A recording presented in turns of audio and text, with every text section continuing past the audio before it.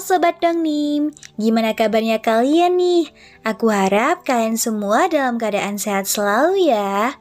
Oke Sobat, di kesempatan kali ini aku akan membahas alur cerita Donghua berjudul Immortality Part yang kedua. Buat para sobat yang belum nonton part sebelumnya, langsung aja cek link yang ada di deskripsi video ini. Buat kamu yang penasaran dengan kelanjutannya, yuk kita langsung aja gas ke alur ceritanya.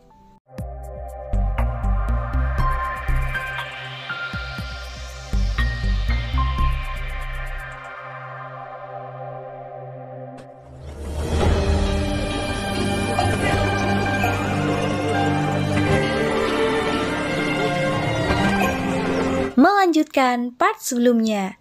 Setelah menunggu beberapa hari, keesokan paginya rombongan Fan Qingshu akhirnya melakukan keberangkatannya menuju Gunung Yuhua. Nah, di situ terlihat begitu banyak warga kota yang antusias melihat para rombongan keberangkatan Fan Qingshu.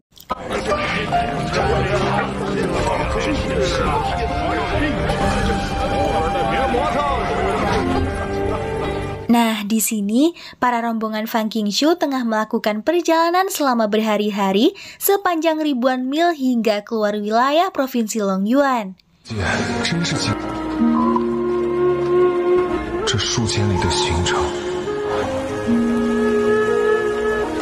Setelah melewati berbagai terjangan salju turun di perjalanan, alhasil mereka semua pun akhirnya sampai di depan sekte Gunung Yuhua.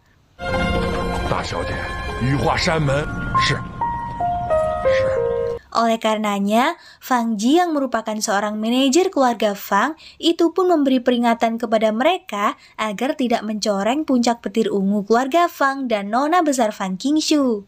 Setibanya di sana, Fang Han pun merasa sangat kagum dengan tempat itu, lantaran para murid 10 sekte besar terlihat jauh lebih bagus jika dibandingkan dengan murid dari keluarga kerajaan.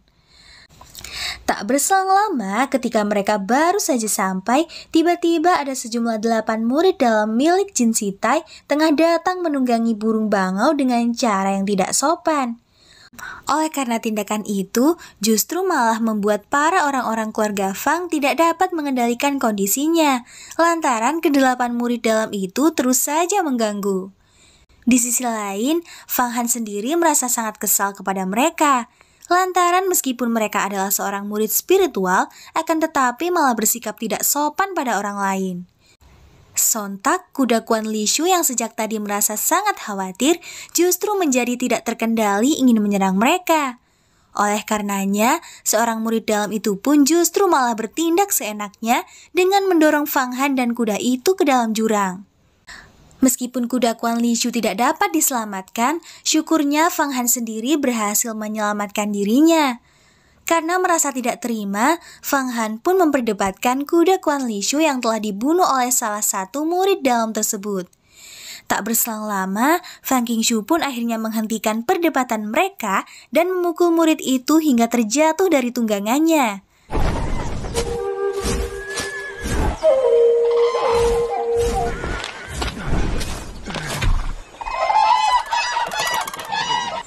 Alhasil, Fan Qingshu pun akhirnya menindak tegas mereka semua lantaran ke-8 murid dalam itu sejak tadi selalu saja merendahkan martabatnya dan juga orang-orang keluarga Fang.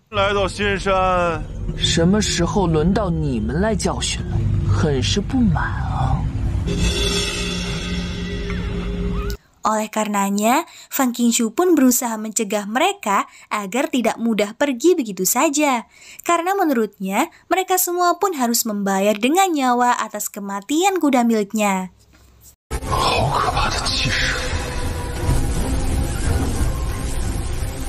Sampai pada akhirnya, Fan Qingshu pun mengeluarkan kekuatan miliknya dan sesegera mungkin membunuh mereka semua. 拥有生杀大权，把你们送出来让我立威。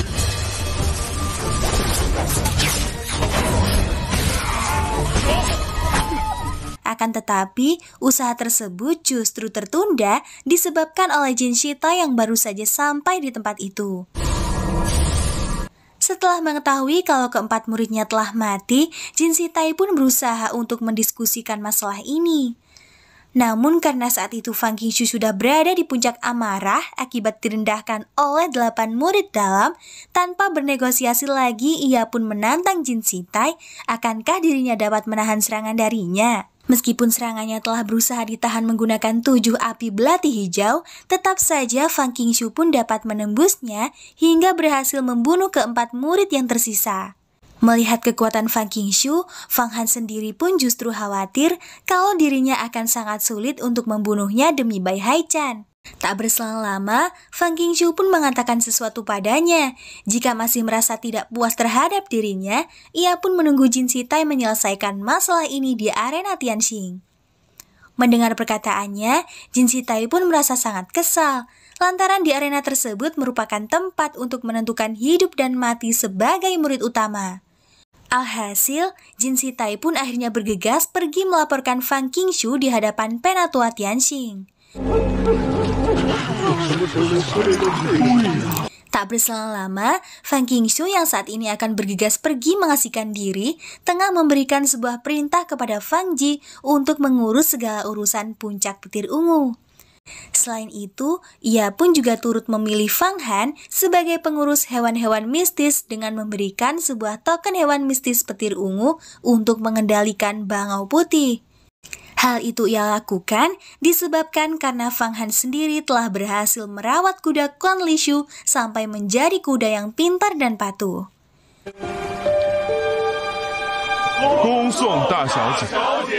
Setelah Fang Qingshu pergi, tiba-tiba saja Fang Ji merasa tidak terima kalau Fang Han diberikan sebuah tanggung jawab merawat hewan-hewan mistis, karena menurutnya posisi tersebut terlalu tinggi bagi seorang perawat kuda. Alhasil, semua orang pun merasa tidak terima dan justru malah saling membicarakan Fang Han. Nah, di sini Fang Ji pun justru malah meminta Fang Han agar memberikan token itu padanya. Namun karena Fang Han tidak bersedia, Fang Ji dan beberapa pesuruh lainnya pun turut melontarkan hinaan di hadapan Fang Han.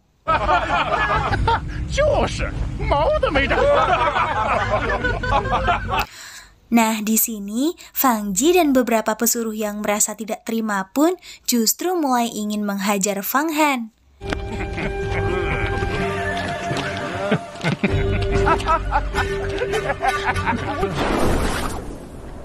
Sementara itu, Jin Zitai yang berniat akan melaporkan Fang Qingshu akhirnya telah sampai di tempat Penatua Tianxing. Sesampainya di tempat itu, Jin Zitai pun akhirnya bergegas meminta keadilan dari Penatua Tianxing. Meskipun demikian, Penatua Tianxing pun justru sangat marah karena dirinya telah mengetahui kalau Jin Zitai lah yang telah memulai perkara terlebih dulu dengan mengirimkan 8 murid dalam dan sengaja menyusahkan Fang Qingshu. Oleh karenanya, Penatua Tianxing pun memaksa Jin Zitai agar pergi dari hadapannya hingga membuatnya terjatuh. Meskipun begitu, Jin Zitai ternyata masih saja tidak terima kalau Fang Qingshu dibela oleh Penatua Tianxing. Oleh sebab itu, ia pun akhirnya berinisiatif untuk membunuh Fang Qingshu.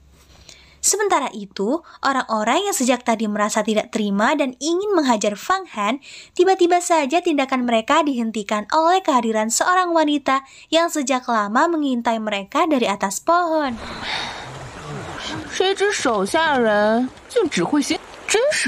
Melihat kehadirannya, Fang Ji pun merasa sangat marah padanya. Di saat wanita itu akan mengeluarkan pedangnya, Fang Han pun berusaha menangani masalah ini sendiri.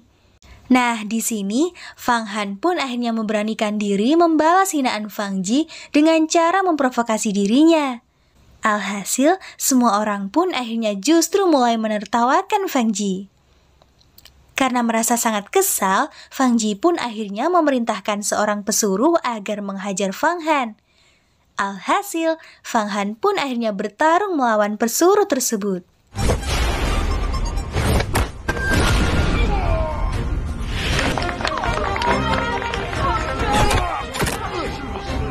Sampai setelah pesuruh itu menerima berbagai serangan pukulan 7 bintang, Fang Han pun akhirnya berhasil mengalahkannya.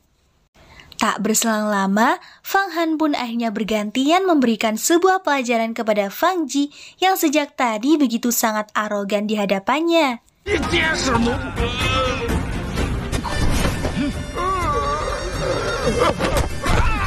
Sampai pada akhirnya, Fang Han pun akhirnya memberikan pesan kepada orang-orang keluarga Fang untuk mengingat kejadian hari ini jika masih ingin mengganggu orang lain. Sesaat kemudian, Fang Han pun tak segan-segan melemparkan Fang Ji atas tindakannya. Meskipun begitu, mereka semua pun tetap saja bersikeras ingin melawannya.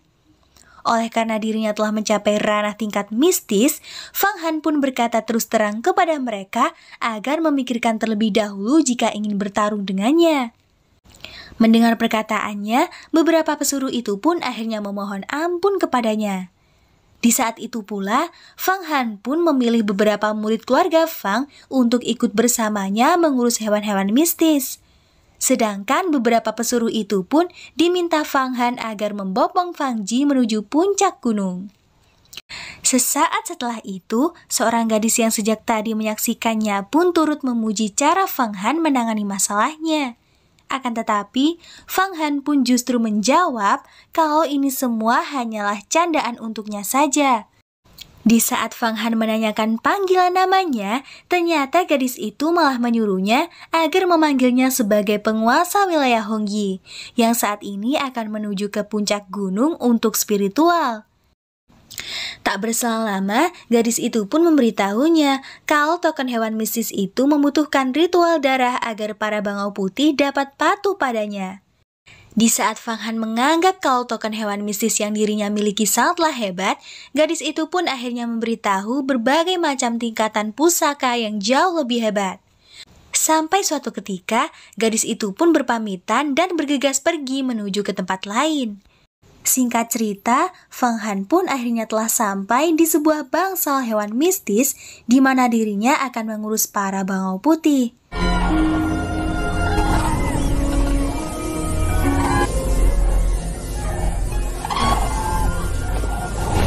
Di saat dirinya dihampiri oleh seekor bangau putih, dirinya merasa kalau bangau tersebut terlihat sangat berbeda dari yang lain. Oleh karenanya, ia pun akhirnya bergegas meneteskan darah di atas token hewan mistis yang telah ia dapatkan dari Fang Qingshu. Alhasil, Fang Han sendiri justru dapat memahami apa yang dikatakan oleh bangau tersebut. Di saat yang sama, bangau itu pun meminta Fang Han agar segera membuka jaring di tempat itu. Namun Fang Han sendiri justru meminta sebuah permintaan kepadanya agar membawanya terbang jauh di atas langit. Tak berselang lama, Fang Han pun akhirnya bergegas membuka jaring tersebut atas permintaan sang bangau. Sesaat setelah itu, bangau itu pun mengatakan padanya kalau dirinya pun akan membiarkan semua bangau membantu Fang Han dengan baik. Namun di saat Fang Han mengucapkan permintaannya, bangau itu pun justru malah pergi meninggalkannya. Sesaat setelah itu, dirinya pun justru mengingat sebuah lukisan naga Huangquan yang sempat dirinya kira membutuhkan ritual tetesan darah. Oleh karena dirinya sangat khawatir dilihat orang lain, Fang Han pun memilih untuk tidak bertindak gegabah. Sementara itu, di hadapan senior Hua Tiandu, di situ terlihat Jin Sitai tengah melaporkan sesuatu padanya mengenai Fang Qingshu yang diduga tengah memegang lukisan naga Huangquan. Berdasarkan spekulasi, Jin Sitai sendiri tidak menemukan mayat Bai Haichan di wilayah keluarga Fang selama 1 bulan lebih, sehingga ia pun menduga kalau Bai Haichan sendiri telah berhasil dibunuh oleh Fang Qingshu. Mendengar perkataannya, Hua Tiandu pun sangat marah karena selama 1 bulan ini Jin Sitai sendiri hanya melaporkan hal ini saja. Meskipun begitu, Jin Sitai pun masih saja berusaha mencoba melaporkan mengenai masalahnya dengan Fang Qingshu yang baru saja sampai di tempat sekte Gunung Yuhua. Mendengar perkataannya, Hua Tiandu justru menjawab kalau dirinya mengetahui masalah ini, yakni disebabkan oleh Jin Sitai sendiri yang memulai bertindak tidak sopan padanya. Di saat Jin Sitai akan mengelak pernyataan itu, tiba-tiba saja Hua Tiandu pergi dan menyuruhnya untuk segera pamit dari tempatnya. Sementara itu, Fang Han yang saat ini tengah mengurus tempat hewan mistis, tiba-tiba saja ia dihampiri seekor bangau putih yang saat itu meminta berbagai macam makanan lezat. Di saat yang sama, bangau itu pun meneteskan air liur akibat membayangkan beberapa makanan lezat. Oleh karena Fang Han menganggap kalau air liur bangau dapat digunakan sebagai obat berharga, ia pun bergegas mengeluarkan botolnya untuk digunakan sebagai wadah. Tak berselang lama, Fang Han pun akhirnya terbang bersama bangau putih itu untuk berburu sesuatu. Alhasil, Fang Han pun merasa sangat senang setelah bangau itu memberikan tumpangan terbang kepadanya.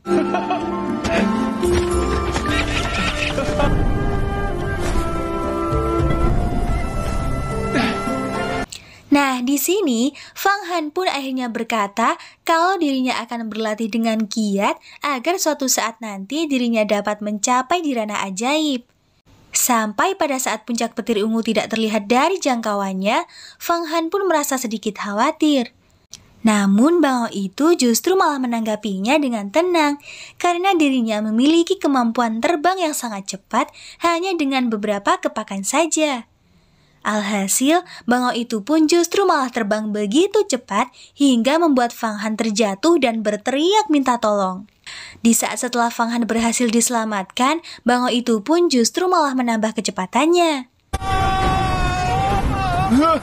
Sampai di saat Fang Han melihat sebuah asap hitam di suatu tempat, bangau itu pun mulai khawatir hingga membuatnya harus terbang menjauh dari tempat itu.